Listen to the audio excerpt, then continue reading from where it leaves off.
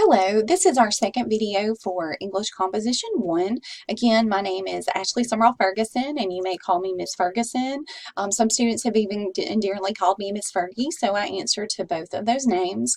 This particular video is going to briefly overview a little bit about myself, also some of the assignments for the class, and some policies and procedures. All right, first off, I'd like to introduce myself more in depth. I am originally from Mississippi. I grew up in Jones County. I attended a junior college. It used to be known as Jones Junior College and now it's known as Jones College. I actually transferred from that particular junior college to Mississippi State University, where I had the opportunity to student teach. And when I student taught, I realized that probably teaching at the high school level was not what I wanted.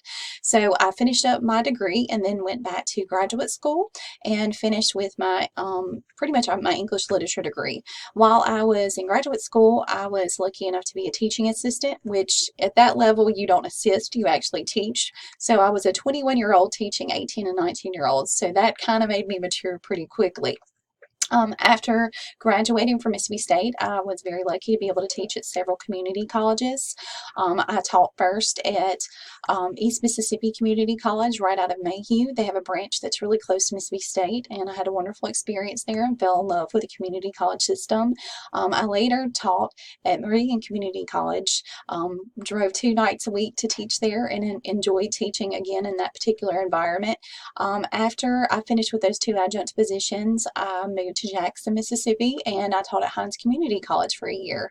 I really didn't enjoy kind of the big city and big traffic, and I wanted kind of a smaller, sort of feel. I love kind of small towns that are connected to other areas and regions. So I moved down to the Mississippi Gulf Coast, and I've been teaching at Mississippi Gulf Coast Community College for 15 years now. Now, besides being, an English instructor, I am a wife. I've been married for 14 years, and I also have 2 beautiful sons, Ian, who is in 5th grade, and Rowan, who is in 3rd grade. You can probably notice from my photographs, I do love sci-fi, Star Wars particularly, and also Battlestar Galactica, so that kind of gives you a little background on me. I do kind of, proclaim I'm a bit of a nerd. I love reading sometimes web comics and manga on my phone, and I do like watching sometimes anime, and I feel like a middle-aged woman, but I do enjoy South Korean dramas as well. So that just gives you a little background on myself. Now, as far as contact me, I know most of you will contact me via Canvas, but sometimes we do have issues with Canvas. I know when I was teaching a class yesterday, Canvas went down. So if we ever have an issue with Canvas, you may email me. Any of the above email addresses are ways that you can contact me, and they're synced to my cell phone so I can receive those. I also have my phone number listed. This is my office number. You can call and leave a message, and those messages are sent to my cell phone. I do kind of have a request. Please, if you can, if possible, give me kind of a grace period between 10 p.m. and 7 a.m. is kind of my time to ensure that my kids are getting in bed, and I get a little quiet time to myself and also with my husband during that period. But I will always answer your questions when I get to my office in the morning. Please always contact me, and I will be happy to respond. Also, if you want to see me in person, you may come to my office physically. I'm located at the Jackson County campus of Mississippi Gulf Coast, and my office is located in the Learning Resources building right here.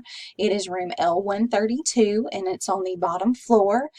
It's very close to the Learning Lab, which I would love for y'all to visit the Learning Lab here at the Jackson County campus, or the Jefferson Davis campus, or Perkiston, whatever campus is close, because you need to get to know those tutors, because they will be your lifeline, especially getting extra credit later, which we'll go over that in more detail in a moment. These are my office hours listed. If you ever want to stop by and see me physically in person, I have a big cushy chair there. I'll be happy to invite you in, and we can discuss anything from the class, assignments, just questions that you may have about the course. I do need to mention I do have to leave right at 2:05 every single day because my 2 boys are car riders, so that means that I have to get in the fun car rider line. But please just allow at least 30 minutes so we can really sit down and have a real conversation, and we're not rushed through those. You also can make a virtual conference request with me during those times as well, and I'll explain more about virtual conferencing a little bit later. Many of you are going to, want to know what we're doing this semester. We are going to be starting the semester next week, okay, with a diagnostic essay. Now, this particular essay is not for a grade. Okay, so you're not going to have like a numerical grade associated with it that goes in the grade book. You're going to receive either a complete or incomplete. But I want to see what your best writing skills are. I need to see what grammatical skills you have. If you're familiar with organizational structure of essays, and also content-wise that understand topics like unity and coherence. If you don't know what those things are, you will later. Um, Now, even though it's not for a grade, I am going to use a rubric that we use to grade your later test essays. Notice I said test essays. You don't have really test as major grades. You have essays that are your major grades. And we're going to use a rubric to grade those. And I want you to see how the rubric works. So I'm going to use a rubric to grade your diagnostic essays so you can see how I would normally grade. And you can see the process I go about in grading later your test essays. But don't be intimidated by the grade that you receive on the diagnostic essay because it doesn't count. It's just kind of a hypothetical grade, so you can see what you would do if this was a real test essay. So again, complete or incomplete for that particular assignment. Email to the instructor. You're actually going to be doing that this week, okay? One of the things that I've heard complaints of from everyone on campus is not just teachers, but also people in staff positions all over campus, is that students unfortunately do not know how to compose a professional email. In many cases, they use texting language, slang, sometimes explicitive curse words, which is not necessarily the way that you want to communicate with someone in a professional setting. So you are going to either send me or another instructor of yours an email to show me that you do understand how to appropriately and professionally email someone, because in a way, those are your written words and they're a reflection of yourself. And in the future, if you send out an email to a potential employer, I don't want you to have an email that would be embarrassing and they may kind of check you off the list of a position because your email is not representative of someone they would want in their employment. We want you to be someone that would communicate very clearly and they would be impressed with your writing skills and communication skills. Now, you're also going to have another assignment next week, an online discussion. And the online discussion is going to be something that's just a get to know you type of discussion, but I also want to see that you know how to appropriately discuss a topic, post into a discussion board more formally. And we're going to have lessons on emails and discussion boards so you kind of understand the do's and don'ts of them. You will later have another discussion in the semester, so there'll be 2 total online discussions. Also, I know when I say grammar, many students kind of want to gag or they get hives. I understand I'm not a math person, so I get hives when I think of mathematical formulas. But as far as grammar quizzes, you are going to have a total of 5 grammar quizzes. Now, we're going to be having 4 different grammatical lessons, and you'll be doing those like every other week.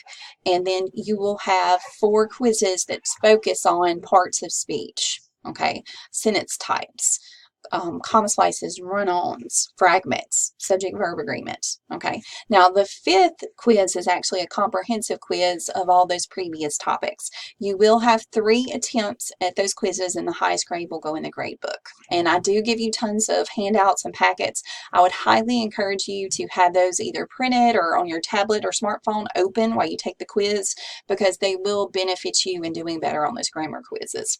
And notice they're quizzes. They're not major tests, but they're quizzes. So I know that doesn't seem like much as far as grade, but if you miss some of those quizzes, it can affect your final grade. So please make sure to do those when they are actually, the due date comes about. Also, you're going to have 3 test essays this semester. We're going to first have an example essay. You can probably guess an example essay is where you give examples and details. And then we're going to be doing a comparison and contrast essay where you look at 2 topics. And finally, you're going to be discussing a career narrative.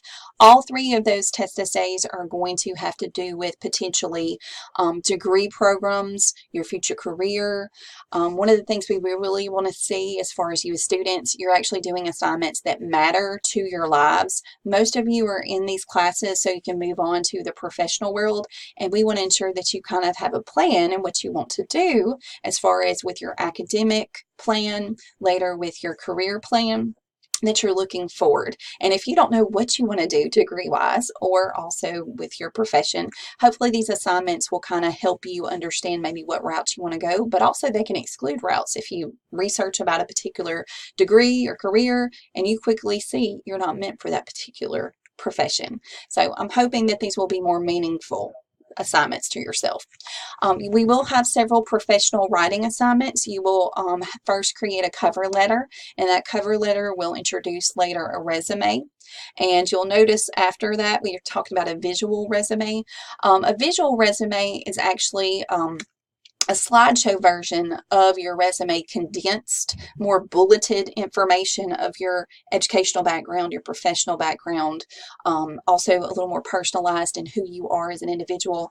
Many large companies really like this because it puts a face to a name. It's not just a stack of cover letters and resumes that they receive during an interview process. So you will be also creating, it could be through PowerPoint, Google Slides. There's also something known as a Presume. I don't know if any of you use Prezi, but it's using Prezi for a resume, and that's where they got Presume from.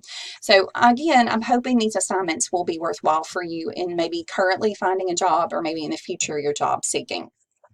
Now, most of our essays and writing assignments are going to be structured in MLA documentation, that's Modern Language Association. However, we have been asked by other instructors, such as the psychology and history departments, to introduce you to APA, that's American Psychological Association.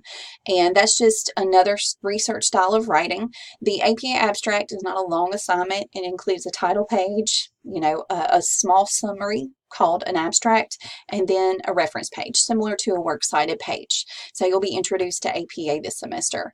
And finally, you're going to end the semester with your proctored essay, which is the Argumentative Google Docs essay.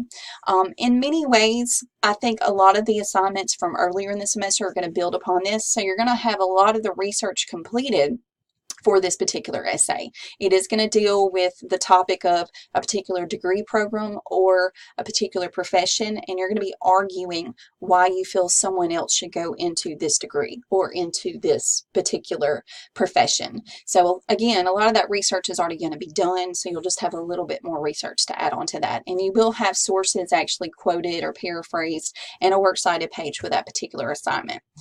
We're going to be discussing these assignments in detail. I'm going to have tons of slideshows and lessons and, handouts. So hopefully those will be helpful in understanding all of these assignments, but that's how your grade's going to be calculated.